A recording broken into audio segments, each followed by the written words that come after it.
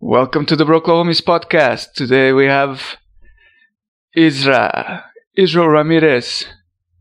Bro, it's been a while, man. Hey, what's up? Yeah, I know, right? It's been a long time coming. I don't know how long it's been since the last time we saw each other in person.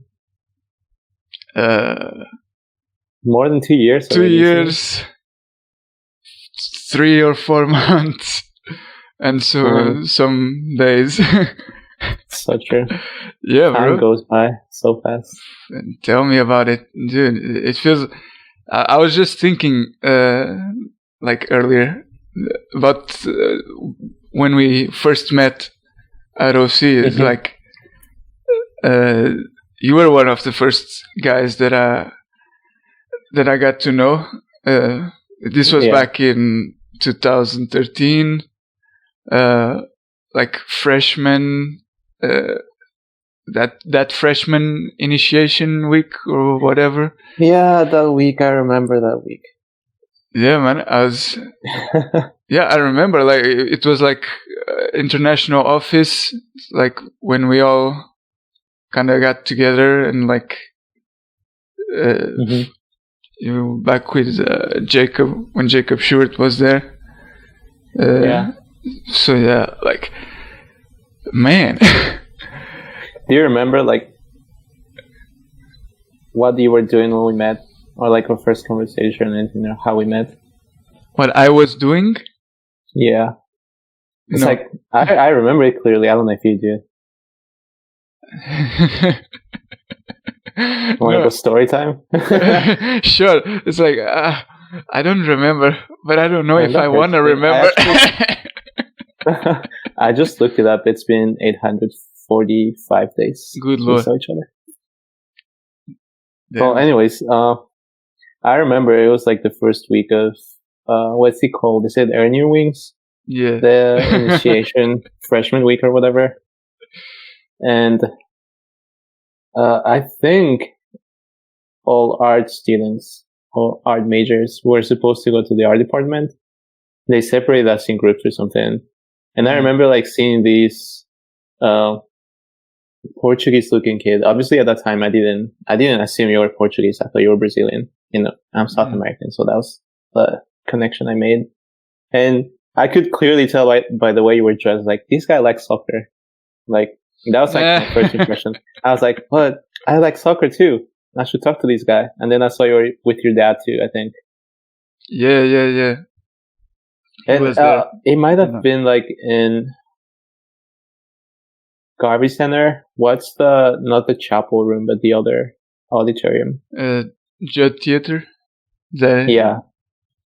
So I think it was before a talk or something, or after it. Not really quite sure, but I remember I just went up and talked to you, and we started talking about soccer and. Damn. And it's a Peruvian soccer player that played for Sporting, right? Carrillo. Yeah. Or as you call it, Carrillo. Yeah. So we talked about that, and I think we just talked about soccer for the entirety of that conversation, and then we were just friends, I guess. Yeah, man. That's how the best friendship starts. Over for sure. Talk about soccer, and the only known Peruvian player pretty much in Europe at that time.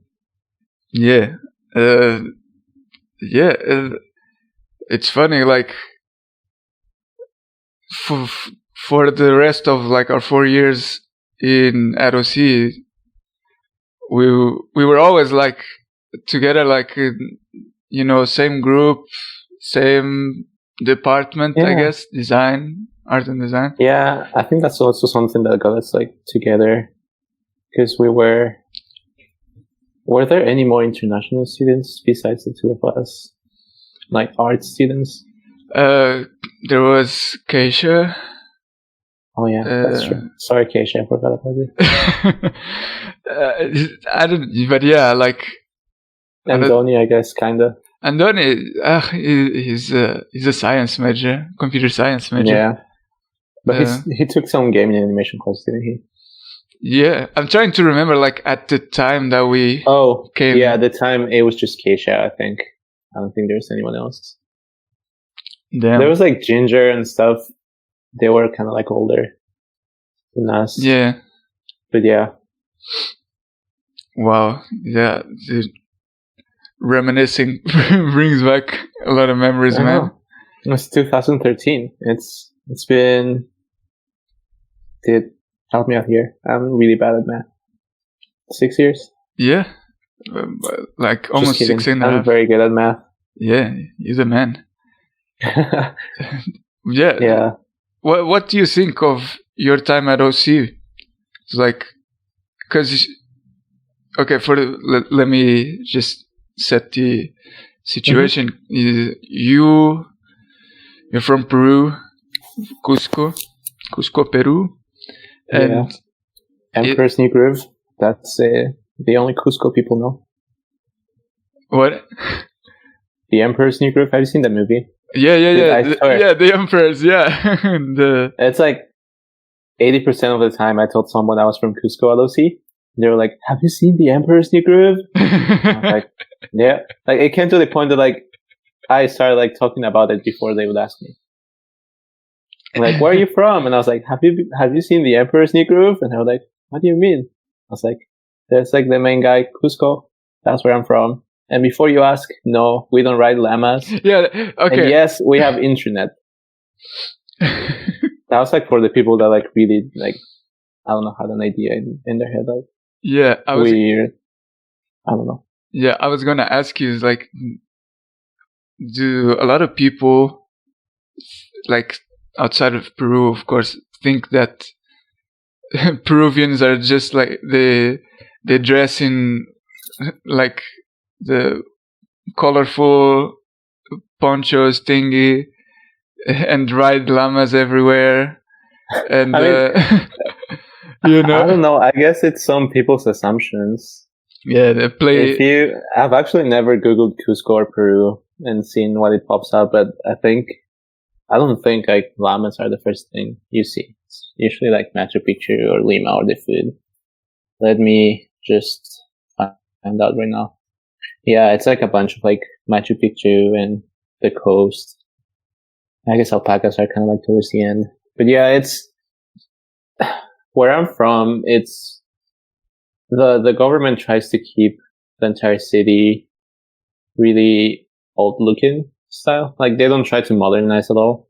Mm-hmm. So we have like a historical center, kind of like downtown.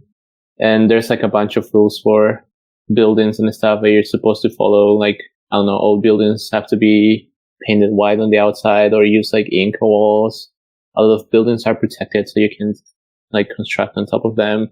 There's not supposed to be like buildings over 5 stories or floors, I think. Yeah. So, you know, they try to keep the magic inside. So I guess like, again, I don't know what people think, but I can see why they would think that. But at the same time, it's like, it's the 21st century. Yeah. You know? It's like, I saw like an interview of, have you seen Roma? Roma?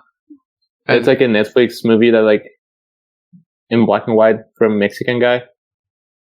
Oh, I've heard about it. Yeah, didn't he win an award or something? Yeah, I think he won like best director. I'm not entirely sure. Yeah. But anyways, like there's an interview with this girl. She plays like a maid, and she's from like Mexico, like, you know, like not like a very well known part of Mexico, probably like out in the country. And she was on Jimmy Fallon's show, and the dude like asks him like, "Do you have Netflix? Like, is there like internet and stuff?" Like, I thought it was so offensive to ask like, stuff like that. And, like, people like him assume that like just because you're from a third world country, you don't have like basic things. Kind of like dumb, in my opinion, at least. But then again, if you have never left your country and you like you don't need to, I guess it's okay. Yeah. Like maybe not okay, but understandable. I'm not gonna hold it against someone just for not knowing. Yeah, I feel like more and more we can see like countries that you know, third world countries that we assume are like poor and, you know, don't have any sort of technology, actually are pretty developed and almost caught up to the first world, you know, like they have internet, they have smartphones just like anybody in the first world. They have, you know, I guess it's just other things, like, I don't know, corruption. Yeah, definitely. I mean, there's always cultural differences, and I think like what makes a third world country is not that there's not people that have like or live in the same conditions as people in the first world country, but people in third world countries, there's like more of a difference, I think. You know, you have like the high class, and then you have like the very, very poor class that don't have like any basic conditions. I think that's the biggest difference, to be honest. So we have like a lot of people that make like the same exact amount of money that people do in the US. And then we have people that like barely have enough food to eat or like a place where to stay. So like a bigger gap between rich and poor. Yeah, for sure. And then, you know, there's like an entire like government structure that keeps on feeding those situations for people. So things don't change just like overnight for them. And I think that's where the problem lies on. Gotcha. Yeah. Yeah, man, it's rough. Even like those things. I mean, I think about not so much, you know, the US and Canada, but like in Europe, you see a lot of that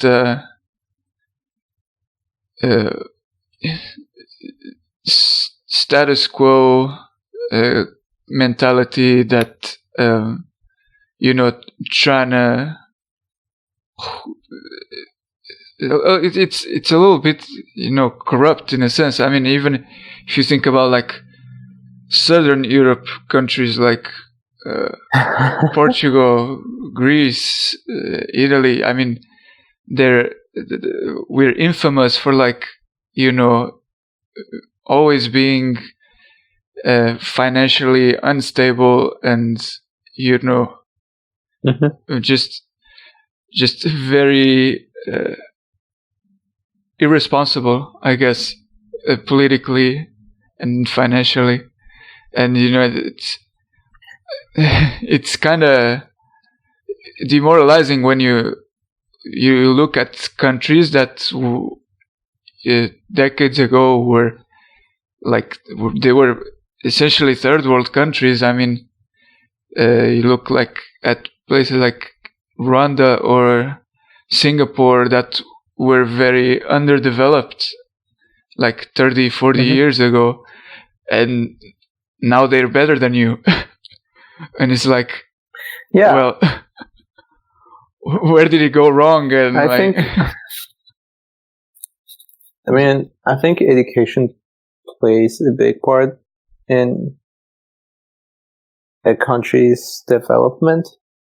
If people are not willing to invest in education, I know like Rwanda, like they send a lot of students overseas so they can learn from the best, right? And that's like something the government does.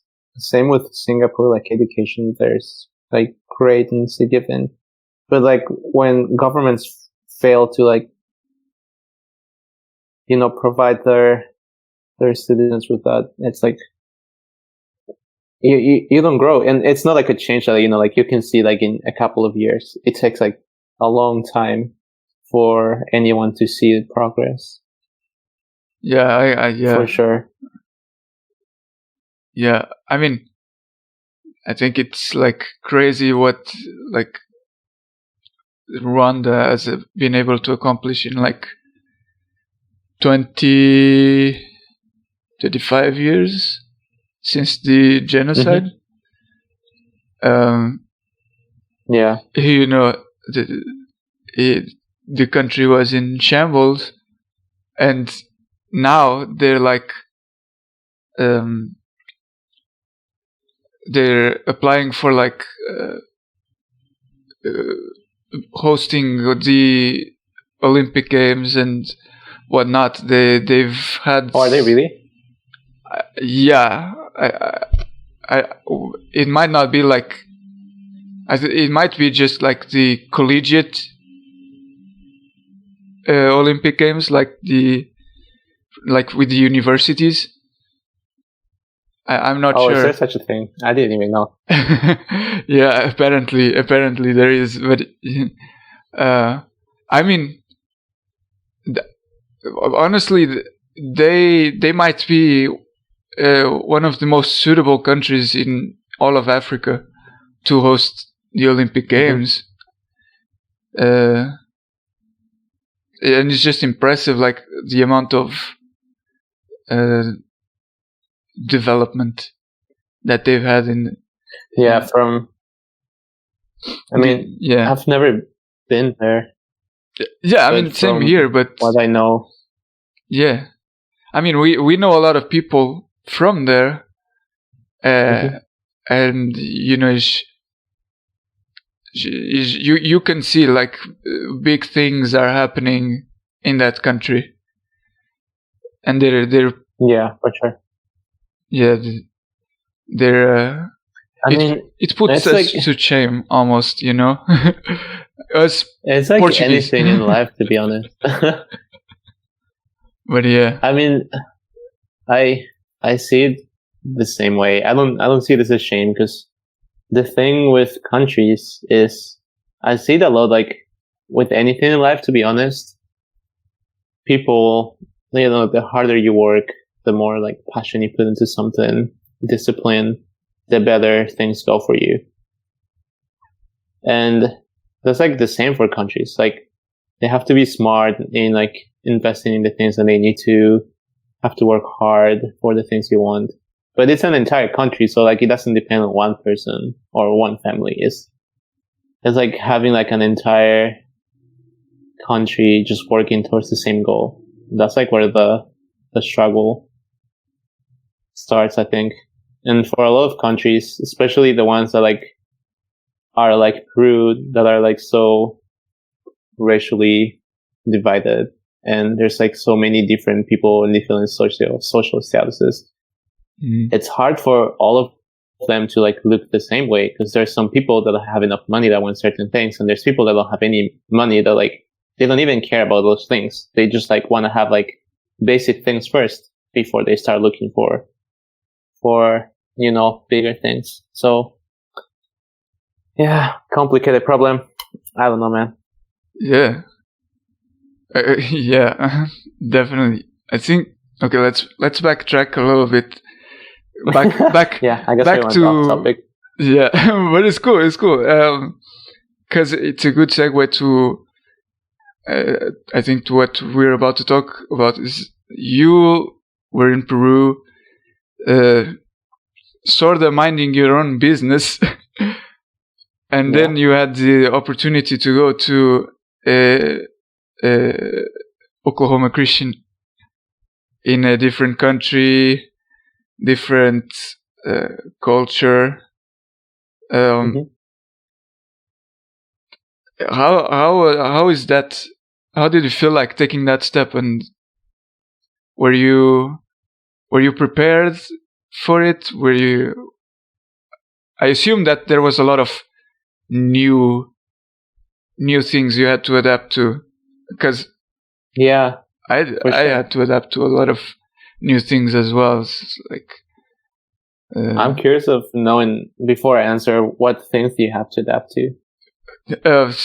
You know, like living on our own in a place where we don't have any friends to start with, and speaking a foreign language nonstop, 24/7. That was kind of rough at the beginning. It's like you thankfully, like, one of the good things about OC is that everybody is just was very comprehensive, very understanding of our situation, so of our background. So Yeah, I think so. they were always very friendly, always very understanding. I can think of people like Dave, Chrisman, Jeff. Those guys were all very supportive and very understanding. So that definitely made the transition easier. But there's always a transition, right? Yeah, for sure.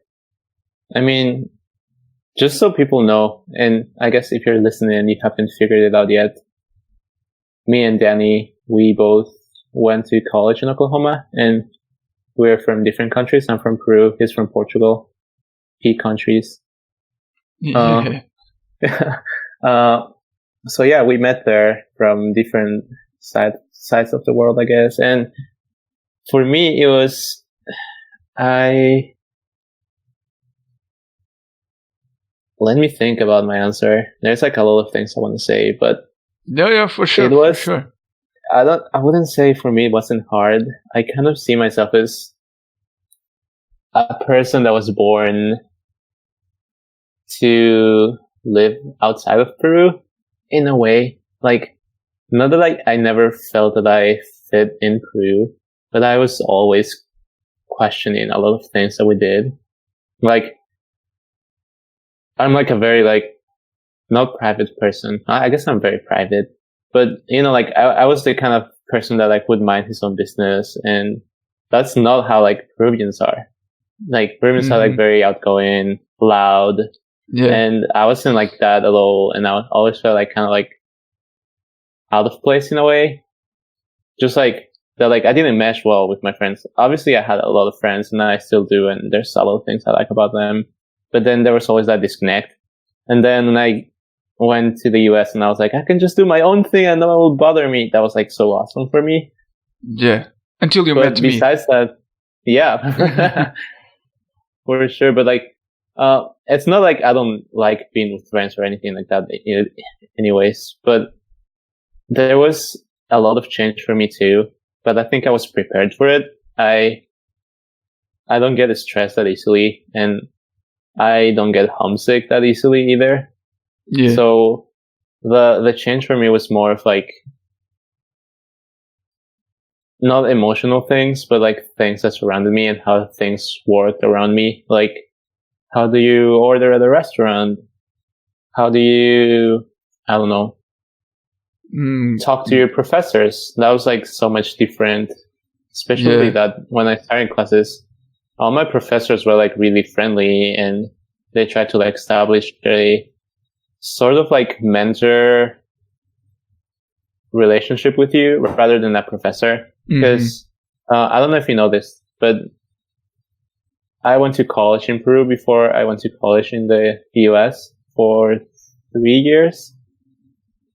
So I already had a preconception of what a university was like. And my university in Peru was very different from a US college. Yeah. So their professors were more like, you know, like we're the guys that know everything, and you're just like mere students that just graduated from high school. You have no idea how the world works. So we are going to tell you what to do, and what we tell you is the right thing unless you prove us wrong. So, you know, it was like a very like structured kind of place. So we couldn't like talk to them that easily. They would never approach to us and ask us like, what's going on? How can I help you? What do you need to like learn more things? They were also like, this is the homework. This is how you do it. Do it and you'll get the grades. Yep. Yeah, same here. I mean, I'm sure. Yeah, I bet. I feel like it's like a lot of. I haven't been in everywhere else in the world. Yeah, I haven't been in the Portuguese higher education system, but from what I've heard, it's pretty much the same thing. It's just sit down, hear the lecture, do the homework, repeat. You know. Yeah. It was really, I guess, surprising and in a positive way to have that, as you said, that mentor, more mentor kind of relationship with your frick got a notification. Anyway, yeah, really refreshing and surprising in a positive way to get those mentors more than just professors. Yeah, definitely. And I think that was obviously the language was another barrier that it was a little shocking at first. But you kind of get used to it. I think that, and I know you and me, you never went to the US like to visit colleges before that, did you? No, I had been in the US, but it wasn't for. I never visited college. Yeah, because like American kids, they're high school, they go to colleges and see what it is like. They see the infrastructure. They get tours in campuses, so they know a little bit of what to expect. And they have a lot of friends. They're like, yeah, we're going there together. Come with us and stuff like that. And I never had that. I was just like, okay, Oklahoma looks like a better deal for me, and I was blessed enough to have like people that told me they were going to take care of me, but I had never been there and I had never been on campus, and I hadn't seen any of, like their facilities or how things worked over there. I just literally hopped on a plane, arrived, and got told, this is your dorm. This is your room. Yeah, same here, man. It's just, yeah.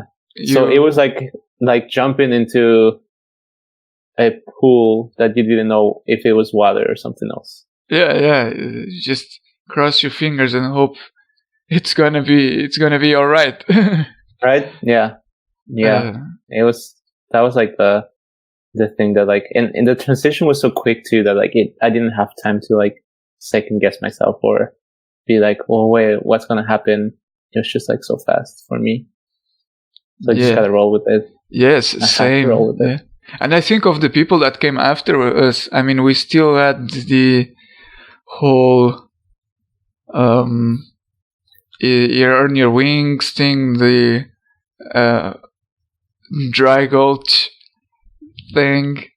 On the. I mean, yeah, that. Don't mean to like complain or anything. Yeah. But those like the first weeks of college were meant to be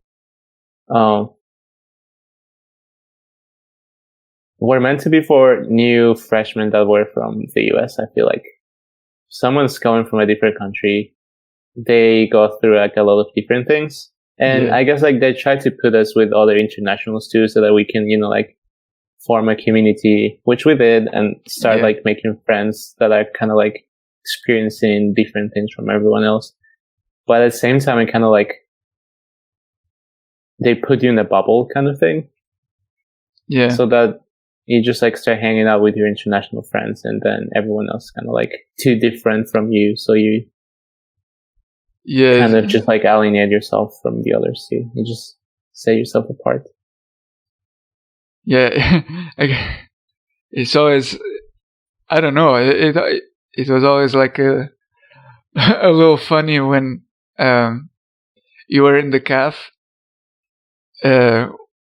with the, say, like a bunch of international students, and then some guy from like your class or from like the arts department comes in and just joins the bunch because of you, kind of thing. And starts introducing himself to everybody. I thought that was funny. It's just we and vice versa. Like if you're hanging out with your arts department, and all of a sudden comes an international student that you know, and he just introduces himself to the rest of the crew as well. It was funny. But yeah, I agree with you. Like, I felt it was geared towards, just the average freshman student. And I mean, nothing wrong with that, because 98% of the students are American anyway. So I feel like if you're an international student going to a different country, you should already expect all of that. True. So I think it would be so easy for us, to get angry and be like, why are they not thinking of me when they do these things? Or why are they forcing me to do these, like, American things? But, like, it was your decision to come in the first place. Like, no one forced you to be there anyways. Mm-hmm. Yeah. So you just gotta, like, go with a good attitude of, like, learning how things are done. It's gonna be different, obviously, but that doesn't mean that it's gonna be bad at all either anyways. No. Yeah, I agree, man. Yeah, it was good, man. As long as the mentality was always very positive. The atmosphere was always like very, very friendly, very welcoming. Mm-hmm. So, yeah, I think we landed on the right on a good place. Yeah, we landed on water. Yeah, it was a great experience. I liked college a lot. I made some really good friends. I got a lot of tools I needed to develop myself as a professional. I met my wife there, so yeah, you already won. That already justifies it. Yeah, for sure. I mean, things happen for a reason, and like, I'm definitely glad it all happened the way it did. Yeah, man, for sure. Yeah. It wasn't exactly ring by spring, but it got there somehow. Yeah. Yeah. No, yeah, we needed more time for sure, and yeah. So you, a lot of us international students went to like science majors, like engineering and stuff. What did you already know that you were a communication design major, right? Yep, that is correct. Did you already know, okay, this is what I want to do, this is exactly what I came for? Or were you still like feeling the terrain is like, is this... Well, it was definitely arts and design that you went for, right? Mm-hmm. Yeah, I guess that's a good point. Yeah, definitely most international students, they go for engineering or like, I don't know, sciences majors. But I always had it in my head that I wanted to do something related with art. My college in Peru, they didn't have an arts program or anything, any degree related to graphic design or I don't know, arts. Like, arts is not a big thing in my city. So that's something I wanted to do. And I wasn't 100% sure on exactly what part of the art world I wanted to explore. Fun fact, I didn't even know, like, you could change your majors when I first applied to OC or when I started college. Yeah, something I learned along the way. Because, college in Peru is like, you pick what you want to study and you got to stick with it. If not, you start all over again. Yep. And so yeah, I think it was like the first week or something, and then they told us, like, if you're an art major, go to this classroom, and then inside the classroom they ask you, are you undecided? And I was like, what the heck is undecided? Yeah. I already chose my major, kind of thing. But I like that my major and our program, I don't think it's only my major, our program encouraged us to explore a different number of things too inside the arts world. We got to do, branding, illustration, 3D design, and they let you choose what their focus wanted to be in. Yeah. So I thought that was pretty cool. And I instantly figured out, like, after the first semester, I was like, I really like what I'm doing and I'm just going to stick with it. Yeah. Yeah, yeah. Since it's a liberal arts college, I think we got a lot of freedom to explore what exactly we wanted to do within both within our uh, department and like outside in terms of gen ed. Yeah, for sure. I like that a lot too, because I was able to choose like the easier classes in a way. Because what I really cared about was learning things that mattered for my major, right? So my core classes, like, I don't know, 2D design, web design, whatever. Those were the things I really wanted to focus in.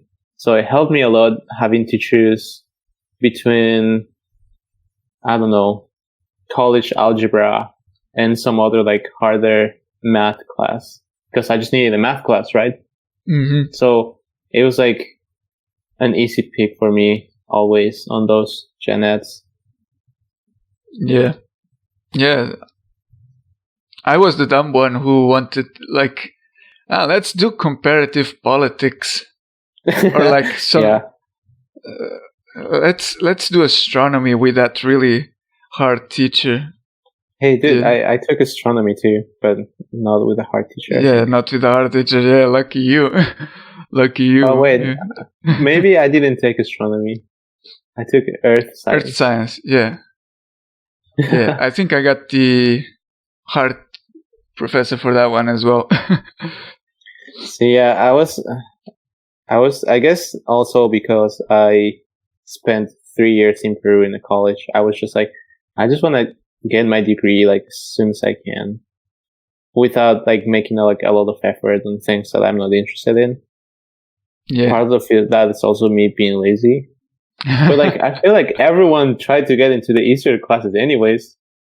Like, being honest. Yeah. We would always talk, like at the end of the semester, before we pick our classes for the next semester, everyone is like, here, take this guy. He's the easiest.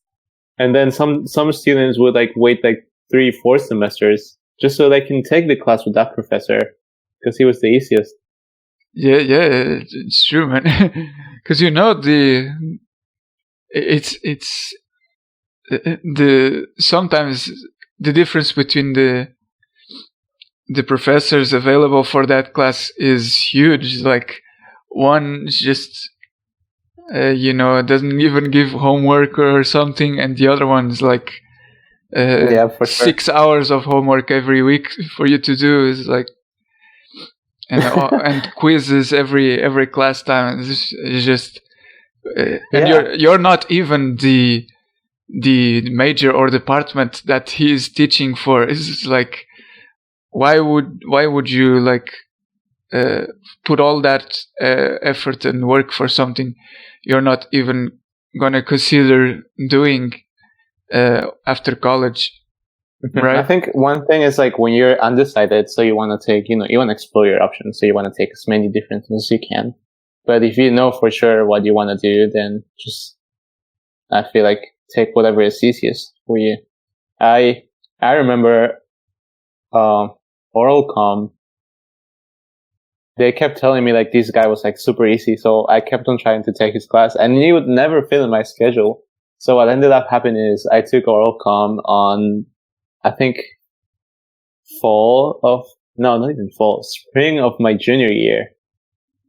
And that's like super, super late for, like super basic class. So I ended up taking it with like a bunch of freshmen. I think I was like one of 2 juniors in that class, and everyone else was a freshman.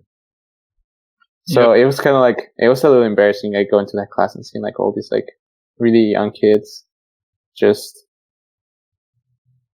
not knowing what's going around campus, or I don't know. It was weird. Yeah, I feel you, bro. It's like I just told you, like, I went to do comparative politics, and most of the guys in there were like sophomore, junior, but they were like in history majors or politics majors or something. And I was a freaking fine arts student, a senior, who really didn't need to take that class, actually, but still did it anyway. Yeah. Even Houston was like music too. Didn't you take music or something? Yeah. Yeah, that was fun though. Yeah, for sure. I think as long as you're doing what you like, it's totally fine. Yeah, I just remember, like, comparative politics is a great example because I had 0 participation on that class. That class was the first thing in the morning. And, no, I'm saying I didn't have any participation, but nobody really had any participation because it's the first thing in the morning and it's a Houston class. It's like, you're not prepared for the amount of hard thinking that it requires at that time in the morning when you're like trying to graduate. So would you say, I know like in college, everyone pretty much is a evening person. Like being a morning person in college is pretty hard, I think, unless you have like super great work ethics. But do you feel like that's changed in the 2 years since you've graduated? You're still not a morning person? No, I'm much more of a morning person now, I think. But I also think because better time management. Yeah, for sure. I think I guess the responsibilities are different, the deadlines are different, and I feel like days become much shorter. You start waking up earlier because you don't think you're gonna have enough time to do like all the things you want to do. Yeah, definitely.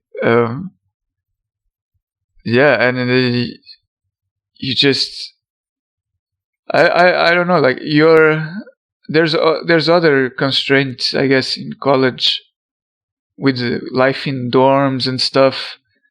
Yeah, I mean, everyone's gonna stay up late because that's the cool thing to do. Yeah, I was, my roommates in freshman year, they used to call me Ninja because I would go down to the lobby at night, and I would stay there like 3 until 3-4 in the morning.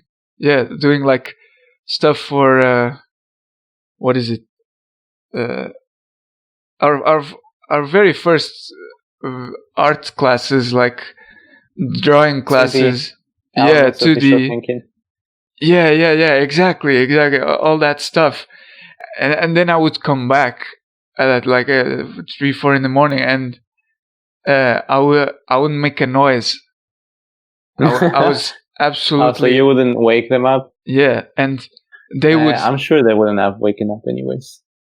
What? I'm sure they wouldn't wake up. Yeah, like I tried to be super silent, and then they would wake up 7-8 in the morning, and I was there. I was there sleeping. So they wouldn't notice you. It's like, oh man, when did you come back? Remember, like, on our school breaks, like fall break, and I can't remember what other breaks we had, spring break maybe, we would like completely shift our schedules because we would just like, stay on campus. I think we did that a lot more in our first years, like freshman year, for example. We would end up like going to bed like 4 or 5 a.m. and waking up at like 1, 2 p.m. just to eat. Yeah. And then do like, those were like good times, man. Those were great. Didn't care about anything. Just play games or something. And repeat for a week. And the campus was like empty. Super empty. It's like, this is the best time. This is the best time of the year. Enjoy it now. 1 week, spring break, 1 week of just straight up peace and solitude. Yeah, for sure. But yeah, I remember like spring break is like, just playing soccer, playing Call of Duty with Collins. Yeah. Well, at least in freshman year. I think by senior year, it was harder because then you start like thinking, what am I gonna do with my life? Yeah, you were trying to graduate and trying to finish up all of the things that you need to have done by the end of the semester, because it's also the end of everything of the college, your college time. So there's a lot of pressure and just responsibilities that you need to get done. But like when you're a freshman or a sophomore, you just, it's the greatest time. It's like it's time to to party before finals and stuff. Do you wish you were still in college? No. Okay. No, that's how I feel too. I mean, because it's a very good question, because I see a lot of people that we know going for master's degrees and stuff. And although it's the master's degrees, postgraduate degrees are a little different.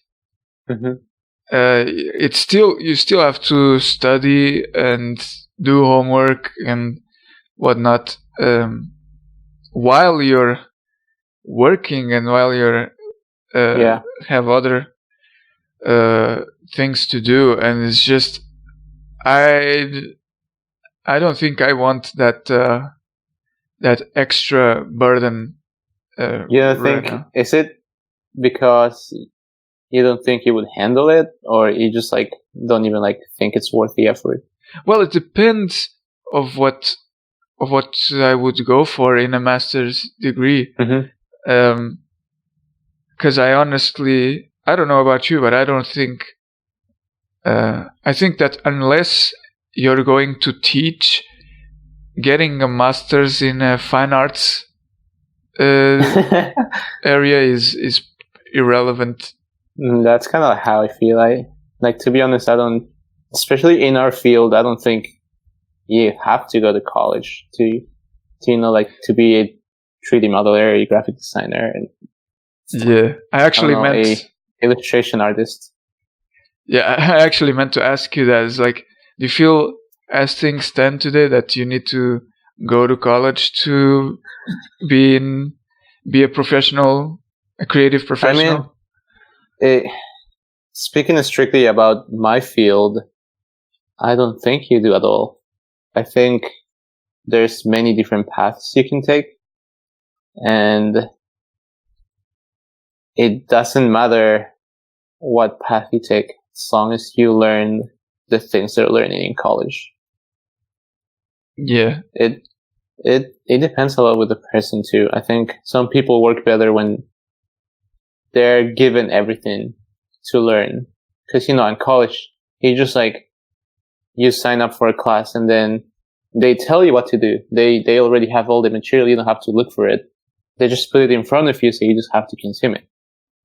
But if you're willing enough to, look for that material, go to a library, go to the internet, Google stuff, buy books about the topics you want to learn, you can completely learn it by yourself.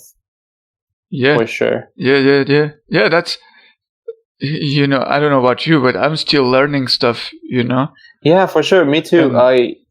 I don't need to go to back to college to learn that. I can just open up YouTube and there will be a bunch of tutorials, and it's that easy to get access to the information that you need. Yeah, for learn. Sure. I think the value college has in our field is not learning any software. Anyone can do it. You just go to Skillshare and you don't even have to pay for the first month or 2 months if you go through someone else's link. promotional link, and you just learn the software. That's like not the hard part, and that's like something everyone can do. I think the value of college relies on professors telling you how to see design in a way, like how to talk about it, how to critique it, how to know what's good and what's not. Yeah. It's the mindset around that. It's the it's the fundamentals too. Like design is never going to change. Its core is never going to change. There's the principles are always going to be the same. The tools we use to develop things and make things gonna change over time for sure. Yeah. That makes sense. No. I totally agree. Yeah, I'm thinking about my major. My major was very software heavy. Software heavy. Very driven towards the mastery of that software rather than the appreciation of the design part. Of course, like it depends of like your what within the major. What are you trying to be? Are you trying to focus on environment design? Are you trying to focus on animation? Are you trying to focus on the game design and programming aspects? But it was always very like you need to master the software. Like for sure. After Effects or 3D Studio, all those things, and usually the design part, the mindset part, the appreciation part of the design of the artsy component of it all, we would learn through design professors, not through gaming and animation class professors. Okay, I see. So your classes were strictly to learn the software. Yeah, it's very, very geared towards the software. We would have like a game history class. Oh, dude, I'm so sorry. I know what you mean. But it's just all of that stuff. You can go on the internet today and on the internet. Yeah, and just learn through that. Yeah, follow the tutorials, the pipeline walkthroughs and stuff, and you will learn. And I think the value of the college really lies in getting the hands-on experience with professionals, with other professionals, with other and with other people as well, like fellow classmates and that are also trying to understand, learn, and being able to work as a team with them. Yeah, I think so. What happened in my kind of side of the arts department or my major is that we had one class in which they taught us Photoshop and Illustrator and maybe InDesign too. Don't quite remember, but it was just one semester. And then after that, a lot of people in my class, one semester is not enough time to learn all of those things. And what happened is that later in the year, maybe like when we were seniors or juniors, what they used to tell us in class is like, you focus on the big idea, like whatever we were working on, focus on like the concept of what you're doing, because that's like the most important part. The way you execute it can always come later. You can always learn like Illustrator and Photoshop and how to do the things you think of doing. But coming up with ideas is the hardest part. But a lot of times what happened in my class is that like there's like a bunch of kids that had cool ideas, but they were never ever able to execute what they wanted. So because they didn't put the time into learning, like the things they could do, the things they couldn't do, they also ended up not doing like solid work because it was like, okay, I want to do this way. And then they realized it was impossible because they were like too dreamy because they didn't know firsthand what it takes to create something like that. Like how much time, if it's possible, if like, the software allows you to create something like that. So I think it's like a mix of both. I totally think though that like the software part should just be a given in a college. Like they should tell you, okay, learn these things and because we're going to use these things for a class. So what I did in college is I was good with all this software. So even if my concepts weren't as good enough as others, my execution was always crisp. So that like always carried through. And then after you graduate, you don't get, like an art director position like immediately. Usually art directors are the people that like, they're guiding, they're coming up with the cool ideas. They're telling you what to do. You get like a production job, like junior entry-level designers. They just like have to be really good with the software so they can tell an art director, okay, this is what we can do. This is what we can't do. It's going to take this long. And you're kind of like, like just like the person that executes all the ideas. So what happened in my class is that a lot of people, they weren't able to find jobs because they didn't know how to use the software. So I believe that once you start and you start working, the other knowledge comes in too. The college is not enough to learn all of those things. And you need like a good mentor, art director. Like at work is where you're going to learn all of those basics and maybe not learn them, but master them. And that's like the part that's going to make you like a way better designer than a recently graduated designer for sure. So a lot of the things we should have learned in college, we didn't, some of us. So that made it really hard for a lot of us to get jobs. Does that make sense? It does.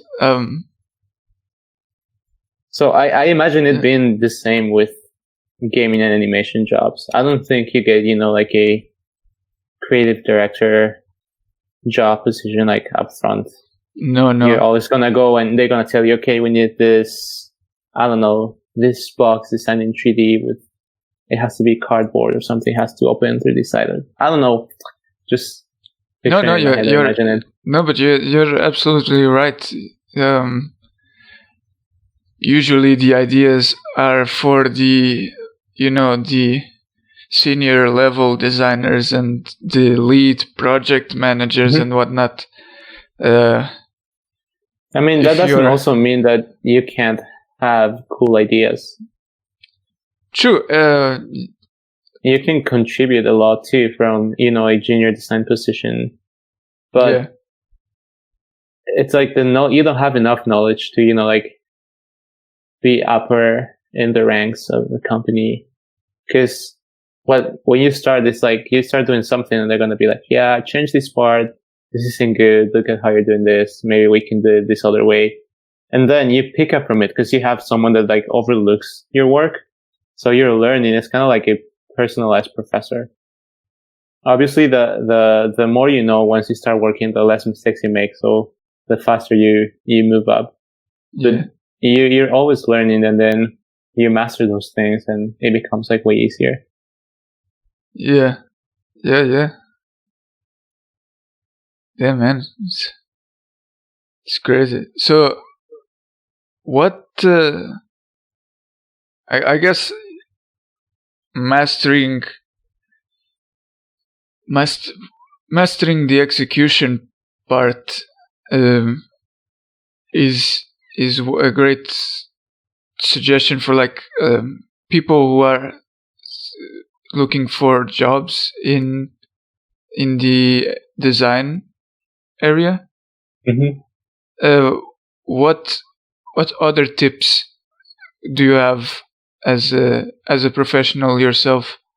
What other tips could you give to like college students in the design fields that are thinking of continuing to pursue that as in a professional, in a career path kind of thing? Let me think about that. I think... Yeah, it's kind of a loaded question, but... Yeah. No, you're good. There's like a bunch of things, to be honest. I think that